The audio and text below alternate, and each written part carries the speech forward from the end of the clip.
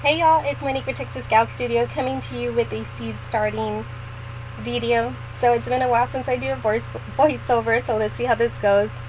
So during this time we're just trying to keep busy outside, outdoors, have the kids running around, have them planting some seeds in their garden.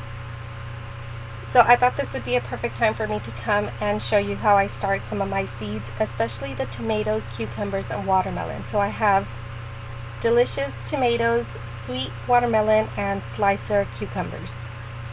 Those three style of plants for me usually take longer to transplant, only because I don't want to transplant too soon and have them wither and die on me. I've had that before because I decided to transplant as they were small. I don't know why that happens to me, but now I've learned that if I let them get a little bit larger, their transplanting goes without a hiccup. So I'm starting these seeds in a larger container, not too small, of course not too big either, but they are in a larger container just because I'm going to let them grow a little bit longer in that container, and I don't want them to get too leggy, meaning they'll be too thin and they'll probably break off with any bad wind. The way I started this is I had some soil, which is the seed starting potting soil, and water. All I did was I put in a container, get my water, and water that soil. Just knead it like if you knead dough. And pretty much the consistency you're looking for is if you grab some and you squeeze and water drips out, that's perfect. You know, your soil is nice and moist. So that's exactly what I did. I used to get soil, put in my container, put my seed in, then water, and of course I'd see seeds float up. Sometimes I wouldn't even see the seed float up, and then the following day I'd come and it had already settled on the top.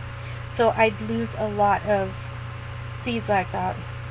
And I thought this was such a great idea to do. I've seen so many other garden YouTubers do this. I follow so many like Garden Answer, Elliot Homestead, the Parisian Farm Girl. These are just people who really truly inspire me, and that's why I'm bringing this video, just getting myself out of the norm of simple little videos and showing you what I'm doing. It's sometimes I get overwhelmed with what I'm doing that I don't record myself, so that's why I'm bringing this to you, just to show you a little simplified video of seed starting. My husband started putting tape around these little containers, which super reusable, super smart, and all I do is write the name of the seed that I'm putting down on, like I put watermelon on the green tape there.